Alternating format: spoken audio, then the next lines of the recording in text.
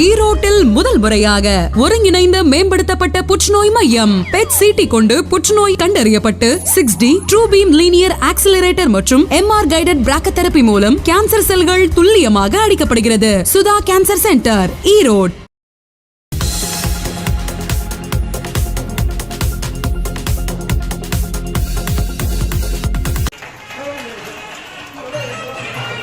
அன்பே கவலையா ஆறுதல் விளக்கேற்றினேன் நாரணற்கு ஞானத்தமிழ் புரிந்த நான் என்ற ஆழ்வார் பாசுரத்தைப் போல் ஜீவ ஜோதியாய் ஒளி வீசி பிரகாசிக்கிறது குத்து விளக்கின் சுடர் ஒளி. மக்களிடத்தில் உள்ள அறிவு ஒளியே விளக்கு. திருவிளக்கு காரிருளை அகற்றி இன்பகரமான ஒளியை தருகிறது. இறைவனாகிய அருட்பெருஞ்சோதி உலகில் நிறைந்துள்ள அஞ்ஞானம் வாய் கோபுர வாசல் தெல்ல தெரிந்தாது சீவன் சிவலிங்கம் கள்ள புலனைந்தும் காலா மணிவிளக்கே இருள் விலகி ஒளி பெருகி இன்பம் மலரட்டும். ஒளியே குடும்பத்தின் சார்பாகவும் என்னுடைய மனமார்ந்த நன்றியை தெரிவிச்சுக்கிறேன். காரணம், இந்த 25 ஆண்டு காலம் என்பது ஒரு சவாலான காலம். ஏன்னா நான் இருந்த இயக்கம் பெரிய வெற்றியை பெற முடியும் கிடையாது.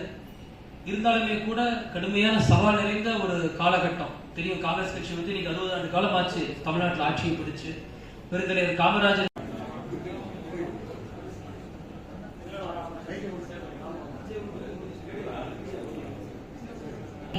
மக்கள் தொண்டே மகேசன் தொண்டு என கல்விக்களம் அமைத்த ஈரோட்டு காமராசர் வழித்தோன்றலாக உதித்து இளம் வயதிலே எந்த நிலையிலும் எந்த மேடையிலும் முயற்சியும் முனைப்பும் கொண்டு உழைப்பின் சிகரமாக விளங்கி நம் ஆளுமையே ஓயாமல் ஓடிக்கொண்டிருக்கும் தீரா நதியே இளைஞர்களின் நம்பிக்கை நட்சத்திரமாக விளங்கிய எழுச்சி. பல்வேறு விதமான நபர்கள் இருக்காங்க, ஆளுமைகள் இருக்காங்க. அதையெல்லாம் தாண்டி இன்றைக்கு ஒரு சுலபமா எளிய அணுகக்கூடியவர். அவர் பேசினா பல்வேறு அரசியல் கட்சியினுடைய தலைவர்களுக்கும் மூத்த தலைவர்களுக்கும் அதே போல அரசியலுக்கு வரக்கூடிய நபர்களுக்கும் பாராட்டக்கூடியவர். கேள்வியின் நாயகன் மைக் வருமாறு அன்புடன் அழைக்கின்றோம்.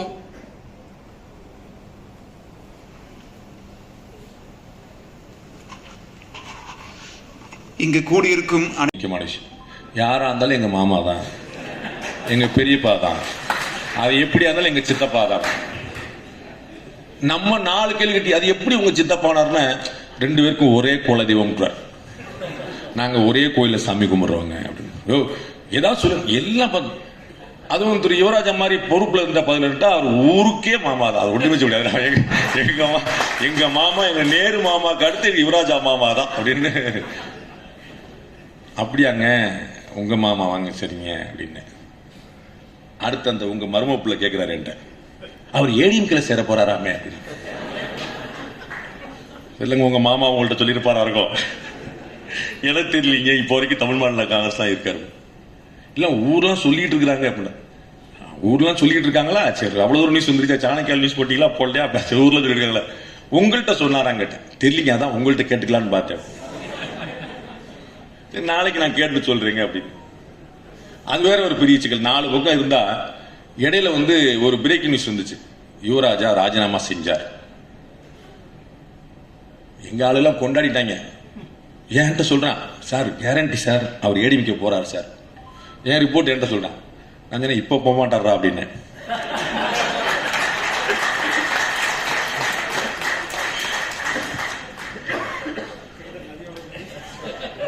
பின்னாடி ஆள் செக் பண்ணி வச்சிருக்கீங்க பொழுது பாண்டே அந்த மேட்டரை பேசும்போது கை தட்டிடு ஏன்டா பிரேக்கிங் நியூஸ் சொன்ன அப்படி. இந்த மாதிரி வந்து கட்சியில சேர போறாரு. நான் சொன்னேன், இல்லைங்க அப்படிலாம் இருக்க வாய்ப்புல அவர் வந்து ரொம்ப இணக்கமா வந்து செயல்படக்கூடிய, எல்லாத்தையும் நல்லா பழகக்கூடியவர். அதனால நம்ம அப்படி யோசிக்க வேண்டியதில்லை அப்படின்னு. அவங்களுக்கு என்ன வந்துருச்சு அப்படின்னா, அந்த புள்ள விவரமான பிள்ளையா இருந்தா இன்னும் அங்க இருக்காது அப்படின்னு நினைக்கிறேன். அப்படி வந்துருச்சு. இந்த விவரமான பிள்ளைனா டக்குன்னு அடுத்து பொழைக்கிறதுக்கு வழியை பார்த்துட்டு அடுத்த இடத்துக்கு போயிட்டு வந்துட்டு நம்ம காலேஜை வந்து யூனிவர்சிட்டி ஆக்கணும், நம்ம வந்து 4 இன்னும் எக்ஸ்ட்ரா திறந்தோம், போட்டு 2 எம்எல்ஏ ஆனோம், ஒரு எம்பி ஆனோம், 4 பேர் தான் அப்படி போயிருக்குமே, இது வந்து ஐயா பின்னாடி நின்றுட்டு இருக்கிறாரு அப்படின்னு அப்படி யோசிக்க ஆரம்பிச்சிட்டான். ஏன்னா அதுதான் கெட்டிக்காரத்தனம் ஆகி போச்சு. தியாகம் வந்து இன்னைக்கு கேலி பொருளாக மாறி போயிடுச்சு. நம்ம வீட்டுல இருந்து ஒரு கொடியாத்த குமரன் வந்தார்னா நம்ம அளவு போடணுமான்னு யோசிங்க. நாளைக்கு நம்முடைய சுதந்திர தினம் 78வது ஆண்டு. அந்த கொடியை கையில பிடிக்கணும்னு ஹர் கர் திரங்கா அப்படின்னு பாரத பிரதமர் நரேந்திர மோடி வந்து எல்லா வீட்லயும் கொடியேத்துங்க அப்படின்றாரு. இன்னைக்கு உங்க வீட்டுல கொடியேத்துனீங்கன்னா நீங்க பிஜேபியான்னு கேட்கிறான். நம்ம வீட்டுல தேசிய கொடியேத்துனா ஓஹோ அப்ப நீங்க பிஜேபி. எனக்கு பாண்டி தான் தெரியுமே, நீ எங்க போனாலும் தெரியுமில்ல. டேய் நான் தேசிய கொடி ஏத்திருக்கேன். தேசிய கொடி ஏத்த சொன்னது யாரு? பாரத பிரதமர். அவர் எந்த கட்சி? பிஜேபி. அப்ப நீ பிஜேபி. என்னடா உங்க லாஜிக்கு?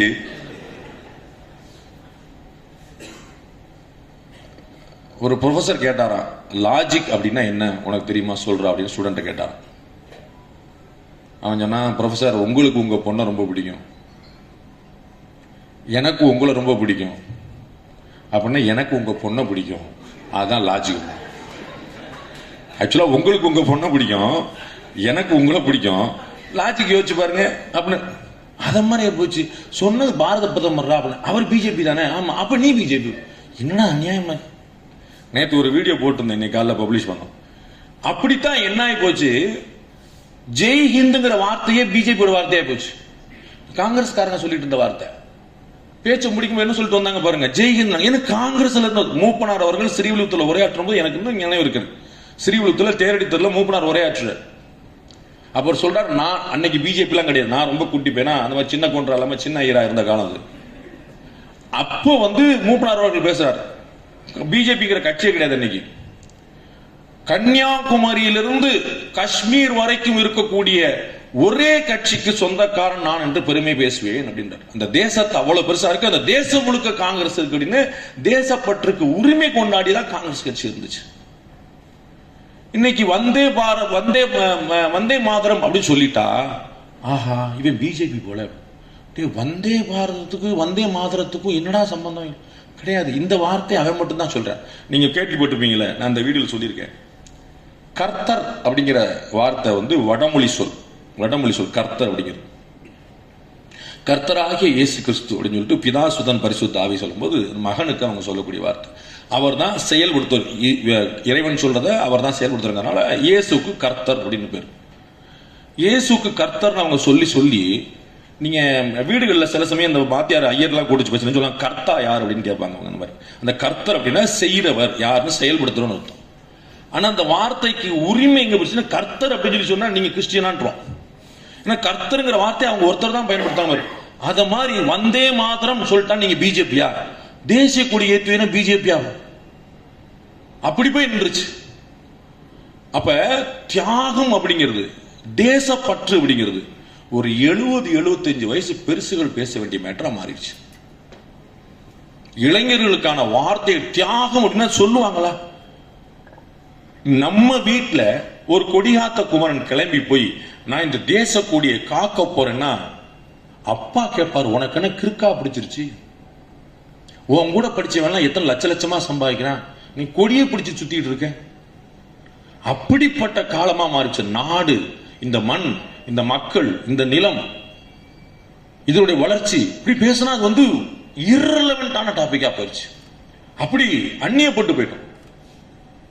அப்ப தியாகம் அப்படிங்கிறது இன்னைக்கு வேணுமா அப்படின்னா நான் கட்டாயமா வேணும்னு சொல்லுவேன், ஆமான்னு சொல்லுவேன். ஆனால் அட் வாட் காஸ்ட் அப்படின்னு ஒரு கேள்வி கேட்பேன். தியாகம் செய்து எதை பெற போகிறீர்கள் அப்படிங்கிற அந்த கேள்வியில முக்கியமான விஷயம். அப்ப எதை நோக்கி நம்ம பயணிக்கணும்னு விஷயம். திரு யுவராஜா போற போக்குல என்னை கோத்து விடுறாரு. நான் அவரை கோத்து விடுவேங்கிற தைரியத்துல அவர், நீ என்ன முன்னாடி கோத்து, நான் முன்னாடி கோத்துறேன். எப்படியாவது திமுக ஆட்சியை வீழ்த்தணும், அதுக்கு நீங்க தான் துணை நிற்கணும். நீங்க வீழ்த்துங்க, அதுக்கு நான் எங்க துணை நிற்கணும், என்ன கோத்து விடுங்க. நான் வந்து ஒரு பத்திரிக்கைக்காரன். நீங்க வேகமா சண்டை போட்டீங்கன்னா யுவராஜா ரவுண்ட் 1ல முன்னாடி நிக்கிறாரு. நான் ரவுண்டுங்கிறது சண்டையில் உள்ள ரவுண்ட் சொன்னேன். ரவுண்ட் 1ல முன்னிலை நிக்கிறாரு. அங்க வந்து ரைட்டு உதயநிதி ரவுண்ட் 2ல முன்னிலை நிக்கிறாரு. நான் வந்து சண்டை போடுறீங்க, யார் ஜெயிப்பீங்க நான் சொல்லுவேன். என்னை முண்டு நீ பார்த்துட்டு இருக்க, நீ கரெக்டா வர சொல்ற யார் ஜெயிப்பான்னு, நீ வந்து சண்டை போடு. நான் எங்க சண்டை போடணும், நீ தான் யார் ஜெயிப்பேன்னு கரெக்டா சொல்ற. பாஸ் நான் வெளியில உட்கார்ந்துக்கலாம் கரெக்டா சொல்றேன். நமக்கு சண்டை செய்யலாம் வராது. சுப்புடு உங்களுக்கு தெரியும், பெரிய மகா இசை ஞானி ரசிகர் சுப்புடுன்னு சொல்லிட்டு. அவர் வந்து பாட்டுல எல்லாம் நல்லா நொல்ல சொல்லுவாரு, குற்றம் சொல்லுவாரு, சரி இருக்கு சரியில்லைன்னு சொல்லுவாரு.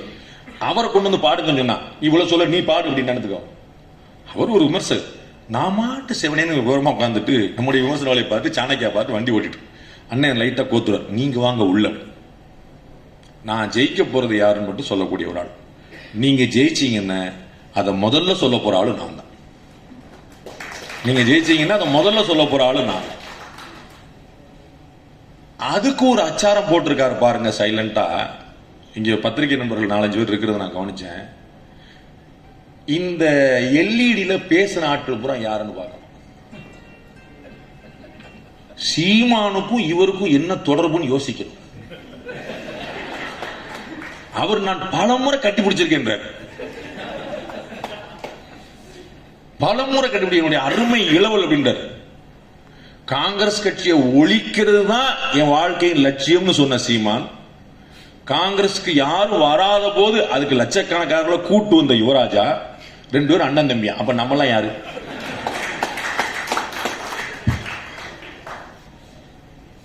இந்த பக்கம் திரு அண்ணாமலை, இந்த பக்கம் திரு எடப்பாடி பழனிசாமி, அந்த பக்கம் திரு வாசன், அந்த பக்கம் திரு சீமான். பயங்கரமான கூட்டணியா இருக்கேன், பயங்கரமான கூட்டணியா இருக்கே. இடையில சைடுல ரங்கராஜ் பாண்டே பிரமாதம் பிரமாதம் சொல்றது. இந்த கூட்டணி அமைஞ்சுன்னு வச்சுக்கோங்க, 2026 ஆட்சி பிடிச்சிடலாம்.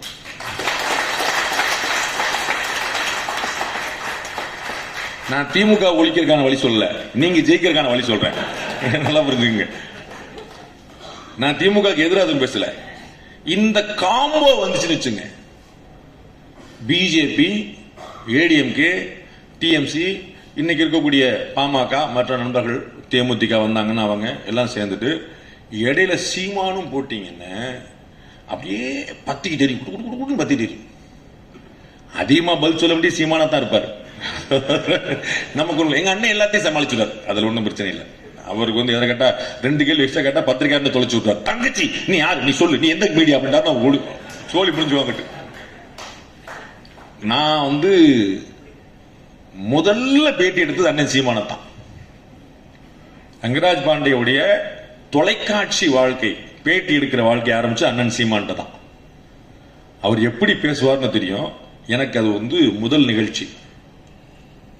எங்க அம்மா இறந்து நான் மொட்டையெல்லாம் அடிச்சு அந்த முடி இப்பயும் அவ்வளவுதான் வளர்ந்துருக்கு, அப்ப அவ்வளவுதான் இருந்துச்சு. நானே பயந்து பயந்து சீமானுக்கு முன்னாடி எப்படிதான் பேச போறோமோ உட்காந்துருக்கேன். அண்ணன் ஃபுல் பாம்ல இலங்கையில நடக்கிற இனப்படுகளுக்கெல்லாம் நீதான் காரணம் என்ன சொல்றாரு. அங்கு என்னுடைய தாய் தமிழ் உறவுகளை நீ பாழாக்கி விட்டு என் மனை நிற்பாயா அப்படின்ற செய்யல. நான் ஒண்ணு செய்யல. அவரு இலங்கை அரசை கேட்கறத அப்படி கேட்கிறார். அவ்வளவு உணர்ச்சி மிகு பேச்சு. என்னையும் தம்பி தான் சொல்லுவார். அவங்க பல பேர் திரும்ப வைக்கிறாங்க. சீமானுக்கு வந்து யுவராஜா தம்பினா கொஞ்சம் பொருத்தமா இருக்கு, சீமானுக்கு பாண்டே தம்பின்னு காம்பினேஷன் சரியில்லையா அப்படின்ற. அண்ணன் வந்து போராடலாம் சொல்லுவாரு, தம்பி டீனர்ல நிக்கிறியாடா அப்படிப்பாரு. சீமான் நாம் தமிழர் இயக்கத்துல டீனர்ல ஏற்கனவே அங்க நடு ரோட்ல நின்று இருக்கிறேன். இந்த காம்போ ரொம்ப முக்கியமானது. அதிமுக பாஜக முதல்ல அதுலயே பெரிய பிரச்சனை. அதிமுக அந்த 2 சொன்னாலே மற்றது நடக்க மாட்டேங்குது. அவங்க தனியா ஒரு பக்கம், இவங்க ஒரு தனியா. நான் தான் சொன்னேன், இந்த எந்த அலைன்ஸ் வரும் எந்த அலைன்ஸ் வரும் அப்படின்னு சொன்னப்போ நான் ஒரு பிரபலமான உதாரணம் சொன்னேன். கல்யாணம் முடிஞ்சு வச்சு வீட்டில் தகராறு. நான் சொன்னேன் சேர்ந்துருங்க. வீட்டில் இருக்க பெரியவங்களாம் சொல்லுவாங்க, அப்படிப்பா விட்டு கொடுத்தா போகணும், அப்படிதான் இருக்கணும், அதெல்லாம் முன்ன பண்ண அப்படிதான் இருக்கும், நாங்கெல்லாம் போடா சண்டையா, உங்க அம்மா என்னெல்லாம் பேசியிருக்கா தெரியுமா, நான் என்னெல்லாம் பண்ணியிருக்கேன் தெரியுமா, பேசாம உட்கார்ந்து அப்படி சொல்லிட்டு இருக்கேன். எப்படியா சமாதானப்படுத்த பார்க்கணும். ஆச்சு பஞ்சாயத்து, டைவர்ஸ் பண்ணியாச்சு, டைவர்ஸ் பண்ணி வெளியே போயாச்சு. அதுக்கப்புறம் வந்து ஏன் பொண்டாட்டி டைவர்ஸ் பண்ணி அப்படியே ஓடி போயிருக்கு. டைவர்ஸ் போட்டதுக்கு அப்புறம் அந்த பக்கம் பொண்டாட்டி மாமா மச்சான் அந்த பக்கம் வர முடியாது. எங்க வீட்டுக்காரர் அப்படி இருந்தா தெரியுமா, நான் 100 முறை சொன்னமே.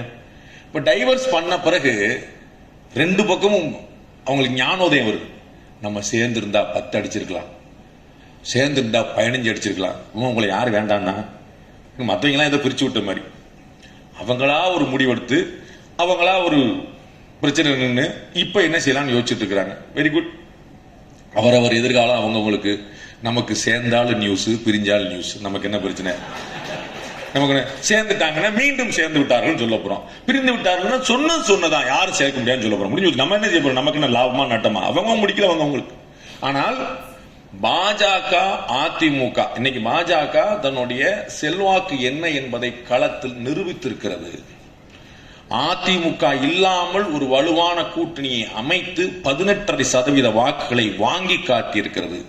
தன்னுடைய சொந்த பலமாக 11% வாக்குகளை வாங்கி காட்டிருக்கிறது. 3% கட்சி, டெபாசிட் வாங்காத கட்சி, நோட்டா கட்சின்னு சொல்லிட்டு இருந்தவர்களுக்கெல்லாம் திரு அண்ணாமலை அவர்கள் ஒவ்வொரு பேட்டிலையும் பதிலடி கொடுத்துட்டு இருந்தார். வெறும் பேச்சு, சோசியல் மீடியாவில் அரசியல் பண்ண முடியாதுன்னு சொல்லிட்டு இருந்தவங்களுக்கு 2024 மக்களவை தேர்தலையும் பங்கிட்டார். அதுக்கு ஒரு பெரிய கேட்டலிஸ்டாக திரு ஜி.கே. வாசன் அவர்கள் இருந்தார். எல்லாரையும் அரவணைச்சு, எல்லாரையும் கூட்டு அவர் கடுமையான முயற்சி எடுத்தார். எனக்கு நல்லா தெரியும், எனக்கு பர்சனலாவே தெரியும். அதிமுக பாஜக தொடர்ந்து ஒன்றிணைந்து இருக்கணுங்கிறதுக்கான பெரும் முயற்சி எடுத்தார். பட் பல பேருடைய நல்ல நேரம் அவங்கவுங்க ஜாதகத்தை பார்க்க வேண்டியிருக்குல்ல, அதனால அந்தந்த ஜாதகம் ரொம்ப வலுவா இருக்குது. அதனால இது அமையல. 2026 என்ன பண்ண போறாங்க அப்படின்னு எனக்கு தெரியாது. ஆர்டம் சொல்றதுக்கு எனக்கு தெரியாது. அதுக்கு நீங்க சரியான தகவலை தெரிந்து கொள்வதற்கு சாணக்கியா பாருங்கள். பட் ஒன்றுபட்டால் உண்டு வாழ்வு அப்படிங்கிறது ரொம்ப பழைய பழமொழி. அதை சொல்றதுக்கு ஒரு பெரிய தத்துவ ஞானி பிரசாந்த் கிஷோர் பாண்டே பீகார்ல இருந்து வர வேண்டியது இல்லை. நம்ம அதுக்கு சொல்றதுக்கு ஒன்னா இருந்தா நீங்க பெருசா ஜெயிச்சலாம் சொல்றதுக்கு அங்கிருந்த ஆள் உண்டு. அது இங்க இருக்கிற ஆளுகளே தெரியும். பட் அவங்கவுங்களுக்கான ஈகோ, அவங்கவுங்களுக்கான ஒரு காம்ப்ரமைஸ் பண்ணாது. அரசியல்ங்கிறது விட்டு கொடுத்து போறதும் தான். விட்டு கொடுக்குறவன் கெட்டு போக மாட்டான். பட் அதுல அவங்க எப்படி பிடிவாதமா இருக்கிறாங்கன்னு தெரியல. திரு சீமான் அவர்கள் இதுல உள்ள வந்தாருன்னா பயங்கரமான கேமா போயிடும். அந்த டாக்கே ரொம்ப பெருசாயிரும். அது ஏன்னா திரு விஜய் வேற வரப்போறார். நான் சகோதரர்கிட்ட சொல்லிட்டு இருந்தேன், 2026 சட்டமன்ற தேர்தலை பொறுத்த அளவுக்கு இன்னைக்கு இருக்கக்கூடிய நிலைமையில ஒரு 4-5 அணிகளா பிரிஞ்சு இருந்தாங்க. திரு சீமான் ஒரு பக்கம், ஏடிஎம் அலையன்ஸ் ஒரு பக்கம், பிஜேபி அலையன்ஸ் ஒரு பக்கம், டிஎம்கே அலையன்ஸ் ஒரு பக்கம், விஜய் ஒரு பக்கம் அப்படின்னு நின்னாங்கன்னு 5 முனை போட்டியாயிரு. எல்லாருமே சீமான் அவர்கள் அங்கீகாரம் பெற்ற கட்சி ஆயிட்டாரு. பாஜக கூட்டணி வலுவா நின்று இருக்குது. அதிமுக தமிழ்நாட்டின் 2வது மிகப்பெரிய கட்சி, திமுக ஆளுங்கட்சி கூட்டணி. அப்ப எல்லாருமே இப்படி ஒரு பெரிய பலத்தோடு நிற்கும் போது ஒரு சட்டமன்ற தொகுதியில ஒரு காலத்துல 2 லட்சம் ஓட்டு வாங்கணும், 1.25 லட்சம் ஓட்டு வாங்கணும், அப்படி ஜெயித்தா ஜெயிக்க முடியுங்கிற நிலைமை போய் 55,000 ஓட்டு வாங்கினோட ஜெயிச்சிடும். அந்த இடத்துக்கு போய் நிற்கும். ஆளுக்கு ஒரு பக்கமா பிரிஞ்சு நம்ம 4 தெருல மட்டும் நல்லா வலுவா வேலை பார்த்தா 4 தெரு ஓட்டு மட்டும் விழுந்தா போதும், அந்த மாதிரி போயிருந்து. அது ஒரு பெரிய ஒரு டக் ஆஃப் ஆரா நிற்கும். அது யாருக்கு சாதமா வரும் தெரியாது. 2004 இறுதியில பீகார்ல ஒரு பெரிய தொங்கு சட்டசபை அமைஞ்சது. 30-35 எம்எல்ஏன்னு எல்லாருக்கும் வந்திருந்தாங்க. அப்புறம் ஆட்சியவே சட்டமன்றத்தையே முடக்க வேண்டியதா போச்சு. ஜனாதிபதி ஆட்சி திரு அப்துல் கலாம் அவர்கள் இருக்கும்போது திரும்ப தேர்தல் மக்கள் ஒட்டுக்க பிஜேபி நிதிஷ்குமாருக்கு ஓட்டு போட்டாங்க. அதற்கு முன்னாடி பாத்தீங்கன்னா 30-35 எம்எல்ஏ போட்டிருந்தாங்க. அப்புறம் கிட்டத்தட்ட நிதிஷ்குமார் அண்ட் பிஜேபி அலையன்ஸுக்கு 240 தொகுதியில 220 தொகுதி கொடுத்துட்டாங்க. அப்படியே அள்ளி கொடுத்துட்டாங்க. அது மாதிரி ஒரு குழம்புன பிறகுதான் தெளியும்பாங்க. அது மாதிரி 2026 இன்றைய தேதியில் ரொம்ப குழப்பமான விஷயமா இருக்கு. அதுல ஒரு தெளிவான பார்வையை கொடுக்கக்கூடியவராக திரு வாசன் அவர்கள் இருப்பார் நினைக்கிறோம். வரக்கூடிய காலம் இளைஞர்களின் காலம். ஏற்கனவே நம்ம அறிந்தது போல திரு சீமான், திரு அண்ணாமலை, திரு உதயநிதி, திரு விஜய் அப்படிங்கிறவங்க எல்லாருமே அரசியல் அடுத்து அவர்கள் தான் முன்னெடுப்பார்கள் அப்படின்னு சொல்லும் போது திரு யுவராஜா அவர்களுக்கும் அதுல ஒரு நல்ல எதிர்காலம் இருக்குங்கிற நான் ரொம்ப திடமா நம்புறேன். சோ திரு வாசன் அவர்கள் என்ன முடிவெடுக்கிறார், திரு யுவராஜா அவர்கள் என்ன முடிவெடுக்கிறார், ட்ரெயின்ல சொன்ன மாதிரி ஏதாவது முடிவெடுக்க போறாரா, அதெல்லாம் இறைவனுக்கே வெளிச்சம் அண்ட் அவர்களுக்கே வெளிச்சம். காலம் நிறைய மாற்றங்களை கொண்டு வந்திருக்கிறது. அந்த மாற்றம் ஏற்றம் மிக்கதாக இருக்கணும். எந்த சூழ்நிலையும் ரிக்ரெட் பண்ணக்கூடியதாக இருக்காது. நாம் ஒரு இடத்துல இருந்தோம்னா நமக்கு ரொம்ப முக்கியம் கௌரவம், நிம்மதி. என்னைய பல பேர் கேட்டிருக்கிறாங்க, நீங்க அங்க இருந்து அவ்வளவு சம்பாதிச்சிக்கலாமே, இங்க இருந்து அவ்வளவு சம்பாதிச்சிக்கலாமே. நான் ரொம்ப எளிமையா ராத்திரி நான் நிம்மதியா தூங்குறேன். எனக்கு அது ரொம்ப முக்கியம். ராத்திரி கால் நீட்டினா அது ட்ரெயினோ, பஸ்ஸோ, வீடோ, லாட்ஜோ, ஹோட்டலோ வெளியே தூங்கும், நிம்மதியா தூங்கும். அப்ப ரொம்ப முக்கியம் அமைதி, நிம்மதி. 1000 கோடி சொத்து வச்சுட்டு சுகர் வச்சுட்டு ஒரு டீயை கூட நிம்மதியாக குடிக்க முடியாம வாழ்க்கை வாழ்றதுக்கு நிம்மதியா வந்து நம்ம ஒரு கூழோ கஞ்சி குடிச்சு போறது ஒரு பரம நிம்மதி. இது நம்முடைய மனத்தெளிவு. அரசியல்வாதிகளுக்கு அப்படிப்பட்ட தெளிவு இருக்கக்கூடாது. அரசியல்வாதிகளுக்கு அப்படிப்பட்ட தெளிவு இருக்கக்கூடாது. இது என்னை போன்ற சாமானியர்களுக்கு. ஒரு அரசியல்வாதி என்பவன் சத்திரியன். அது வேற பிளட், வேற ரத்தம். நான் என்னுடைய பியூர் பாலிட்டிக்ஸ் கிளாஸ்ல சொல்லுவேன், ஒரு அரசியல்வாதியை பார்த்துட்டு எதிர ஒருத்தன் அறிவு கட்டவனே உனக்கு அறிவு இருக்காடா அப்படின்னு ஒரு அரசியல்வாதியை பார்த்து கேட்டா அவர் வந்து தம்பி கோபமா இருக்கீங்க போல அப்படின்னு சிரிச்சுட்டே கிடக்கணும். யாரை பார்த்தா சொன்ன நாயே அப்படின்னு சொன்னார்னு அவருக்கும் இவருக்கும் சண்டைன்னு அந்த ரோட்ல போறவனே அந்த தலைவரை ஒன்னாக்கிடுவான். புரியுதுங்களா? அப்ப அவர் வந்து அறிவுக்கா நாயன் சொன்னாலும் தம்பி கோபமா இருக்கீங்க போல அப்படின்ட்டு கிடக்கும். அப்புறம் நீங்க ஆட்டோ அனுப்புங்க, லாரி அனுப்புங்க, அது உங்க சாமர்த்தியம் வச்சு. ஆனா அங்க அதான் நடக்கும். அப்ப போதும் என்ற மனமே பொன் செய்யும் மருந்துங்கிறது பொதுமக்களுக்கானது. பெரிதினும் பெரிது கேள் என்பது தலைவர்களுக்கானது. யுவராஜா ஒரு தலைவர். நிறைய நல்லது நடக்கட்டும். நன்றி, வணக்கம். கேள்விதான் கேட்பீங்கன்னு நினைச்சேன். 4-5 கருத்து சொல்லிட்டீங்க அதுக்குள்ளேயே. அப்படியே நீங்க தான் இந்துத்துவா தானே, நம்மளாம் சங்கி தானே அப்படின்னு சேர்த்து வர விட்டாங்க. நீ சங்கி நான் சங்கி அதெல்லாம் நம்ம தெரிஞ்சதானப்பா, நமக்குள்ள ஒண்ணு அப்படின்னாங்க. நான் ஒரு ஹிந்து, நான் ஒரு பெருமை மிகு ஹிந்து. நான் இந்த நாட்டில் இந்தியாவில் ஒரு ஹிந்துவா என்னுடைய தாய் தகப்பனுக்கு எங்கள் அம்மா ஆண்டாளம்மாவுடைய காலில் பிறந்ததை ஒரு பெரிய பெருமையாக, நான் பெரிய கௌரவமாக இந்த வாழ்நாளுடைய பாக்கியமாக நினைக்கிறேன். அது வேறு. இந்த ஹிந்துத்வா அப்படிங்கிற டேர்ம் வந்து பொலிட்டிக்கலாக இருக்கிறதுனால அதை நம்ம வேறையாக நம்ம பார்க்க வேண்டியது. அதை நம்ம வந்து கிளாசிஃபிகேஷன். தமிழ்நாட்டில் இருக்கக்கூடிய பத்திரிகையாளர்கள் ஹிந்துத்வாவுக்கு எதிராக இருக்கிறார்களா அப்படின்னா அது வந்து திட்டமிட்டு தான் இருக்கிறாங்களா, தெரியாமல் இருக்கிறாங்களா அப்படின்னா, சாமானிய மனிதனே இவ்வளவு விவரமா இருக்கிற நாட்டில் பத்திரிகைக்காரன் வந்து விவரம் இல்லாமலா இருப்பான்னு நினைக்கிறீங்க? தெரிந்து தான் செய்கிறார்கள். அவங்க எதுவும் தெரியாமல் செய்யவே கிடையாது. அவங்க வந்து ஒவ்வொரு விஷயமும் அவர்கள் எங்கே படிச்சுட்டு வந்தாங்களோ, எப்படி கற்றுக்கிட்டாங்களோ அதை முழுமையாக அவங்க செயல்படுத்துகிறாங்க. திரு சீமான் அவர்கள் சொன்ன பேச்சை நீங்கள் கேட்டிருப்பீங்க. நான் வந்து காங்கிரஸ் குடும்பத்தை சேர்ந்தவன். திரு சீமான் நல்லா கவனிக்கணும். நான் காங்கிரஸ் குடும்பத்தை சேர்ந்தவன். வளர்கிற காலகட்டத்தில் என்னுடைய கல்லூரி பேராசிரியர் பெருமக்கள் அவர்கள் சொல்லிக் கொடுத்ததன் அடிப்படையில் நான் பெரியாரியம், மார்க்சியம், அம்பேத்கரியத்தை நோக்கி நகர்ந்தேன். அப்ப எங்க இந்த தலைமுறை மடைமாற்றப்பட்டது? படிக்கிற இடத்துல. சரிங்களா? அதுதான் அவரை போன்றவர்கள் வந்து அனுபவிச்ச விஷயம். அத மாதிரி எல்லாருமே என்ன படிச்சாங்களோ அதை தான் இன்னைக்கு சொல்லிட்டு இருக்காங்க. அப்ப அப்படி உருவான ஒரு பத்திரிகையாளர்கிட்ட நீங்க வேற எதுவும் எதிர்பார்க்க முடியாது. அப்ப படிக்கிற இடத்துல நீங்க நல்ல விஷயங்களை சொல்லணும் அப்படிங்கறது கவனத்தில் வரணும். அப்பதான் அடுத்த தலைமுறையாவது மாறும். அதனால தான் நான் பாண்டே ஸ்கூல் ஆஃப் ஜேர்னலிசம் ஒன்று வச்சிருக்கிறேன். ஹிந்துத்துவாவுக்கு ஆதரவான ஜேர்னலிசம் கிடையாது, நடுநிலையான ஜேர்னலிசம். அதுதான் நான் முயற்சி பண்ணிட்டு. ஒண்ணு.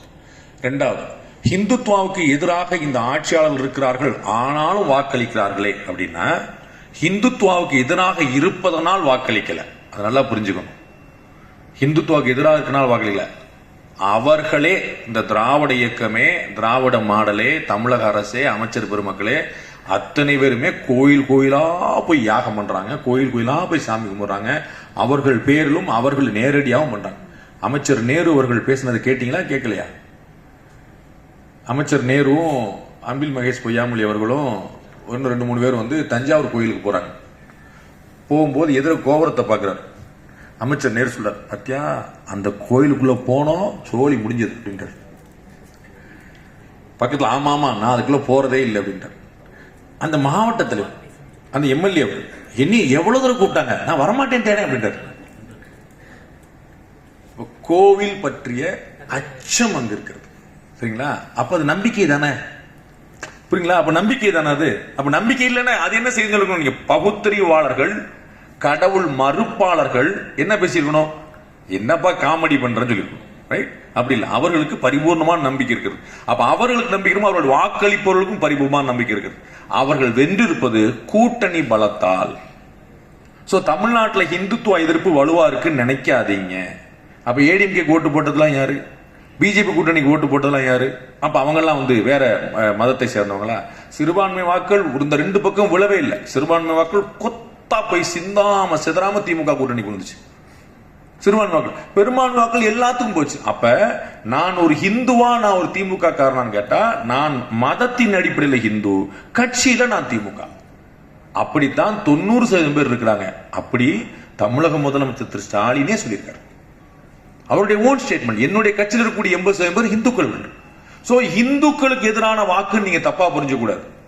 லாஸ்ட் பாயிண்ட், இந்துக்களுக்கு ஒரு வாக்கை உருவாக்கணும்னு உங்களை போன்ற அரசியல் ஆர்வம் இருக்கிறவர்கள் தான் உழைக்கும். மக்கள் வந்து நிப்பாங்க நீங்க எதிர்பார்க்க கூடாது. மக்களை வழி நடத்துவதற்கு பேர் தான் leader, president, preside over, lead. நீங்க லீடே பண்ண மாட்டீங்க, உங்களுக்கு எல்லாம் உட்கார்ந்த இடத்துல ஓட்டு போடுவாங்கன்னு, அது குஜராத்ல தான் போடுவாங்க. அப்ப you should convince, you have to convert, you have to clarify. உங்கள் மீது சொல்லக்கூடிய குற்றச்சாட்டுகளுக்கு விளக்கம் சொல்லணும். எதுவுமே சொல்லாம மக்கள் இப்படி மந்தை கூட்டங்களாக இருக்கிறார்கள் அப்படின்னா சரி, நீ மேய்க்க வேண்டியதானே? மக்கள் மந்தை கூட்டங்களாக இருந்தால் நீங்கள் மேய்க்க வேண்டியதானே? நீங்கள் தான் அற்புதமான மேய்ப்பராச்சே, பண்ண மாட்டீங்களா? மந்த கூட்டமா உங்க பின்னாடி வரணுமா? That's not going to happen. சொல்றீங்க எந்த கட்சி பணம் கொடுக்கலன்னு சொல்லுங்க. அப்படிலாம் கிடையாது, அப்படி கிடையாது. பணம் எல்லாரும் வாங்குறதெல்லாம் வாங்கிட்டு அவங்களுக்கு யாரு பிடிச்சிருக்கோ ஓட்டு போட்டாங்க. 2006 திரு விஜயகாந்த் அவர்கள் தமிழக அரசியலுக்கு வந்த பிறகு தமிழக மக்களுக்கு வேற ஒரு எண்ணம் வந்துருச்சு. அவர் தான் முதல் முறையா அதிகாரப்பூர்வமா யார் காசு கொடுத்தாலும் வாங்கிக்க, அது ஓன் காசு, அவங்க உழைச்ச காசு இல்ல, வாங்கிட்டு எனக்கு ஓட்டு போட்டுருந்தார். இது நல்லா இருக்கு. முன்னாடி எல்லாம் நம்ம காசு கை நீட்டி காசு வாங்கிட்டேன், நான் சொன்னேன் பார்த்தீங்கன்னா நல்லவனுக்கான உதாரணம். அப்படி இருந்தோம், நம்ம கை நீட்டி காசு வாங்கிட்டேன், நான் எப்படி மாத்த முடியும்? இப்ப என்ன சொல்லுவாங்க, அதனால என்ன, அவன் வீட்டு காசா கொடுத்தான், ஆட்டையை போட்ட காசு தான் கொடுத்தான், வாங்கி வச்சுக்கோ, வாங்கிட்டு எனக்கு பிடிச்ச கட்சிக்கு போட்டுக்கோ, இது ரொம்ப நல்லா இருக்குன்னு பார்த்தான். அண்ட் காசு கொடுக்காதவங்க நம்ப மாட்டீங்க. ஆர்கே நகர்ல நடந்த சம்பவம். ஆர்கே நகர்ல ஒரு கட்சி வந்து காசு கொடுத்துட்டே போறாங்க. அப்போ வந்து ஒரு வீட்டுல வந்து வேற கட்சியோடைய சிம்பல் அந்த வீட்டு கிரில் கேட்லயே இருக்கு. இவங்க காசு கொடுத்துட்டு போறவங்களுடைய மாற்று கட்சியோட சிம்பல் வீட்டு கிரில் இருக்கு. அப்ப முந்தின வீட்டு கொடுத்துட்டாங்க, அடுத்த வீட்டு கொடுத்தாங்க, எல்லா வீட்டு கொடுத்தாங்க, அந்த வீட்டுக்கு மட்டும் கொடுக்கல. அந்த வீட்டம்மா மறுநாள் அந்த கட்சியுடைய தேர்தல் அலுவலகத்துக்கு போய் என் வீட்டுக்கு இன்னும் காசு வரல அப்படிங்குது. அடியா வந்திருக்குமே கணக்கு பார்த்து 23 நம்பர் வீடு, ஏமா நீ அந்த கட்சி இல்ல அப்படிங்குது. அப்ப எங்க கட்சியில காசு கொடுக்க மாட்டேன். வேற கட்சிக்காரங்கள்ட்ட போய் சட்டையை பிடிச்சு காசு வாங்குற காலம் வந்துருச்சு. கொடுக்கிறவனுக்கும் தெரிய ஓட்டு போட மாட்டாங்கன்னு, வாங்குறவங்களும் தெரிய ஓட்டு போட மாட்டேன்னு, காசை கூட சப்ஜாடா நீ பங்கு வச்சிருக்கல எனக்கு கொடுத்துருங்க. அதனால காசு வாங்கிட்டு ஓட்டு போறாங்க நினைக்காதீங்க. மக்கள் காசு, நீங்க நம்ப மாட்டீங்க, அது ரொம்ப பெரிய தாட்டு. காசு வாங்கி ஓட்டு போடுவதில்லை, ஜாதி பார்த்து ஓட்டு போடுவதில்லை. பயங்கரமான ஸ்டேட்மெண்ட் நான் சொல்றேன், யோசிச்சுக்கோங்க. ஜாதி பார்த்து ஓட்டு போடுவதில்லை. இந்த பெல்ட்ல பூரா பாதி பேர் கவுண்டரா தான் இருப்பாங்க. அப்ப எல்லா கவுண்டரும் ஜெயிச்சிருவாங்களா? அந்த கட்சியில நின்னவரு கவுண்டர் தான், இந்த கட்சியில நிக்கிறவங்க கவுண்டர் தான். ஜாதி பார்த்து போட்டா சரி, பாதி கவுண்டர் இப்படி போடுங்க, பாதி கவுண்டர் இப்படியா போடுறோம். சரி, வீட்டுல இருக்கக்கூடிய அப்பா எல்லாம் அந்த கவுண்டருக்கு போடுங்க, வீட்டுல இருக்கக்கூடிய அம்மா எல்லாம் இந்த கவுண்டர். ஜாதி பணம் எல்லாமே 10ல ஒரு பாயிண்ட். அதை தாண்டி பல விஷயங்கள் அங்க நிக்குது. திரு யுவராஜா வந்து கேண்டேட்டா நிக்கிறாருன்னு வச்சுக்கோங்க. மாற்று கட்சியில இருக்கக்கூடிய அவர் மச்சான் கூட, அவர் எந்த கட்சி தெரியாது, சும்மா பேச்சு சொல்றேன், அவர் வந்துருவார் இவருக்கு யுவராஜாக்கு வேலை பாக்குறதுக்கு. அவர் அடிப்படையில வேற கட்சியா இருப்பாரு, மாமாவா இருப்பாரு, மச்சானா இருப்பாரு. ஐயோ நம்ம மாப்பிள்ள நிக்கிற அப்படின்னு வந்துருவாரு. அவர் இயல்புல வேற கட்சியா இருப்பார். குறைந்தபட்சம் அவர் இன்னொரு கட்சியில் இருந்தாலும் அந்த கட்சிக்கு வேலை பார்க்காமலாம் இருப்பார். நம்ம மாப்பிள்ள ஜெயிக்கணும். அப்ப வந்து அங்க சொந்தம் முக்கியமாயிருது, பந்தம் முக்கியமாயிரு. இப்படி பல கிரியேட்டிவா நடக்குது. நம்ம வந்து சும்மா நம்மள நாமளே ஏமாத்திக்க வேண்டாம். மக்கள் காசு வாங்கிட்டு ஓட்டு போடுறாங்க, மக்கள் ஜாதி பார்த்து ஓட்டு போறாங்க, அப்படி ஏமாத்திக்க வேண்டாம். அப்படி பார்த்தா எல்லா ஊர்லயும் பெரும்பான்மை ஜாதி தான் ஜெயிக்கணும். நீலகிரியில வந்து எப்படி ராஜா ஜெயிக்கிறாரு? ராஜா எந்த ஊரு? ராசா எந்த ஊரு? அவர் எங்க வந்து ஜெயிக்கிறாரு? நீலகிரியில் எப்படி ஜெயிக்கிறாரு? அதனால இதெல்லாம் நம்மள நாமளே ஏமாத்திக்கிற விஷயம்.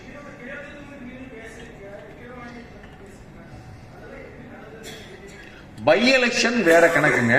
அது பை எலெக்ஷன் எல்லா ஆட்சி காலத்திலுமே வேற, அது நம்ம கணக்குல சேர்க்க முடியாது. அது ஓட்டு போடுற எல்லாருக்குமே தெரியும். நம்ம ஏடிஎம்கே ஆட்சி காலத்துல மா சுப்பிரமணியமும் ராதா ரவியும் சைதாப்பேட்டை பை எலெக்ஷன்ல போட்டிட்டாங்க. மா சுப்பிரமணியத்துக்கு நல்ல பேர் இருந்துச்சு, ஆனா ராதா ரவி தான் ஜெயிச்சார். அப்ப நான் ஒரு வாக்காளர்கிட்ட வந்து கேட்டேன், என்னங்க நீங்க வந்து ராதா ரவி ஓட்டு போட்டீங்க, அவர் சினிமாக்காரரு, என்ன மா சுப்பிரமணியம் உங்களுக்கு நிறைய வேலை பார்த்தாருன்னு சொன்னாங்களே, அவர் என்ன அது ஜெனரல் எலெக்ஷன்ல பாத்துக்கலாம் சார், இது பை எலெக்ஷன். நம்ம ஓட்டு போடாம போய் அவங்க வந்து இதை கரண்டை பிடிங்கி விட்டு இல்ல வயரை பிடிங்கி விட்டு தண்ணி பிடி எதுக்கு சார்? அது ஜெனரல் எலெக்ஷன்ல பாத்துக்கலாம். நல்ல உதாரணம் பெண்ணாகரம். பெண்ணாகரம் பை எலெக்ஷன்ல ADMK last it's deposit. ADMK deposit இருந்தது 2010. 2011 ஏடிஎம்கே ஆட்சிக்கே வந்தது. சார் பெரிய அறிவாளி யார் நினைக்கிறீங்க? ஜெயலலிதாவா கருணாநிதியா? நம்ம மக்கள் தான். ரைட்ல கைய காட்டிட்டு லெப்ட்ல இண்டிகேட்டர் போட்டுட்டு ஸ்ட்ரைட்டா போயிட்டு இருப்பான். பூரா கன்ஃபியூஸ் ஆயிருப்பாங்க. இந்த பிரச்சாரத்துக்கு போறவங்க எல்லாம் இல்ல சார் மக்கள் திருந்திட்டாங்க. எப்படி அந்த முகத்தை பார்த்தானே தெரியுது. அந்த கவுண்டமணி ஒரு படத்துல சொல்லுவாங்க, கரகாட்டம் படத்துல, நாதஸ் திருந்திட்டான். யார் சொன்னா? நாதஸே சொன்னார். நம் மக்கள் தான் அப்படியே உட்கார்ந்துருப்பாங்க, கை தட்டுவாங்க, ஆஹா ஓஹோ ஆஹா ஓஹம்பாங்க. ஓட்டு அண்ணாமலை நல்லவர் தான், சின்ன பிள்ளை தான், என்ன நிறைய இருக்குல்ல. கட்சி எப்படி மாத்தி ஓட்டு போட முடியும்? அது மாதிரி பல கணக்குகள் இருக்கு. நீங்க வந்து சும்மா பை எலெக்ஷனை வச்சுட்டு கணக்கு பண்ணி போகணும். டன் இவ்வளவு நேரம் ஐயா முதலமைச்சர் ஆறது மட்டும் இல்லைங்க, அவர் முதலமைச்சர் ஆகணும்னா என்ன வேணுங்க? 118 எம்எல்ஏக்கள் வேணுங்க. திரு வாசன் முதலமைச்சர் ஆகணும்னா 118 எம்எல்ஏ வேணுங்க. 118 எம்எல்ஏ வேணும்னா என்ன வேணுங்க? உங்க ஊர்ல கூட்டணி, திரும்ப இந்த கூட்டணியே இப்படிதான் வீணா போய் உட்காரு. தமாகக்கு 118 எம்எல்ஏக்கள் இருக்கணுங்க. தமாகக்கு 118 எம்எல்ஏக்கள் வேணும். என்ன செய்யணுங்க? உங்க ஊர்ல தமாகவை ஜெயிக்க வைக்கணுங்க. இப்ப வாங்க, வாசன் முதலமைச்சரான என்ன செய்யணும்? உங்க ஊர்ல தமாக ஜெயிக்கணும். அதை செய்யுங்க, வாசன் முதலமைச்சர் ஆயிடுவார். சார் வணக்கம். 20 வரணும் அப்படிங்கறது என்னோட எதிர்பார்ப்பு. நான் சொன்னா நீங்க கேட்பீங்க. கண்டிப்பா சார். திமுக ஓட்டு போடுங்க. இல்ல அப்படி நீங்க நினைச்சிடாதீங்க. நீங்க என்னமா சொல்றீங்க? நீங்க சொல்ற நாங்க கேட்போம் சார். ஆனா நாங்க எதை கேட்போமோ அதை நீங்க சொல்லுங்க. அதுதான் பதிலா. அதாவது நான் திரும்ப சொல்றேன், உங்கள் மனநிலையை ஸ்கேன் பண்ணுகிற ஆள் நான். அதனால தான் சொல்றேன், நீங்க இப்படி பிரிஞ்சு கிடக்கிற வரைக்கும் யாரும் அசைக்க முடியாது. அதையும் நீங்க சொல்லிட்டீங்க, 5 கட்சிகள் இணைந்தா மட்டும்தான் வரணும். இன்னைக்கு பேட்டியில சொல்லியிருக்கிறேன், திமுக கூட்டணி உடையாமல் அதிமுக ஆட்சி சாத்தியமில்லை.